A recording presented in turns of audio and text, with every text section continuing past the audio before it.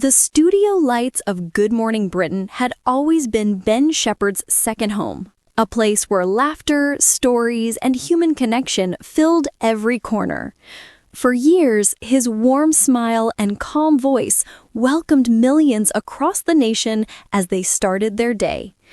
But behind the scenes, something far more fragile was unfolding, a silent struggle that few could have ever imagined. Ben, known for his energy and optimism, began noticing small changes. A fatigue that wouldn't fade, moments where his focus slipped. He brushed them aside, blaming long work hours and early mornings. But as time went on, those moments grew harder to ignore. Annie, his devoted wife and greatest supporter, was the first to notice that something wasn't right. "Ben," she whispered one evening, "you're not yourself lately." He smiled weakly, trying to reassure her. "I'm fine, love. Just tired. You know how it is." But Annie knew better. The man who once greeted each day with unstoppable energy now struggled to get through simple routines. Eventually, after gentle persistence from Annie, Ben agreed to visit the doctors. What was supposed to be a routine check quickly turned into something far more serious. The doctors' faces told a story before their words ever could. Tests, scans, and long nights followed. Annie stood by him through every appointment, every uncertain pause, and every sleepless hour. The diagnosis, though kept private, shook them both deeply. It wasn't the kind of battle that fame or fortune could fix.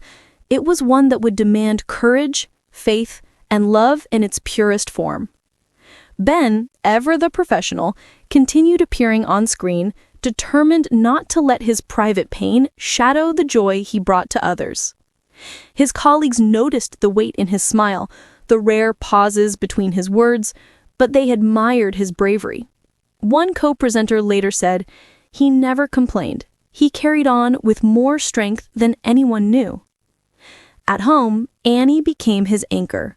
She filled their days with quiet moments, cups of tea by the window, soft music, laughter that reminded them of the early days when nothing else mattered.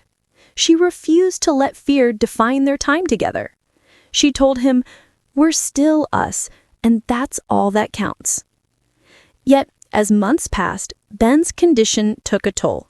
His once bright eyes began to lose their spark, and the strong voice that had filled living rooms for years grew softer.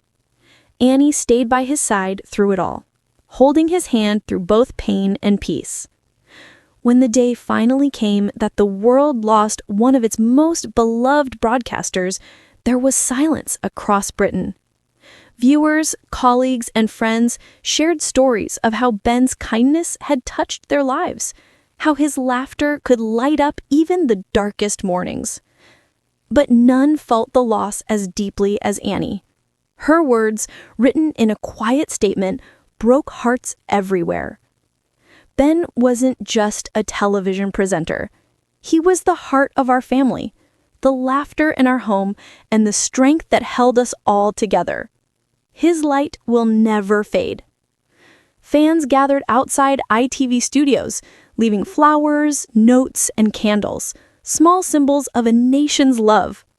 His final segment on Good Morning Britain replayed across screens, and for a moment, everyone remembered the man who never stopped smiling, even in his hardest days. Though Ben Shephard's journey ended far too soon, his legacy lives on, not in fame, but in the warmth he gave the world. And in Annie's quiet strength, his spirit still speaks. A reminder to cherish every sunrise, love deeply, and face each challenge with grace.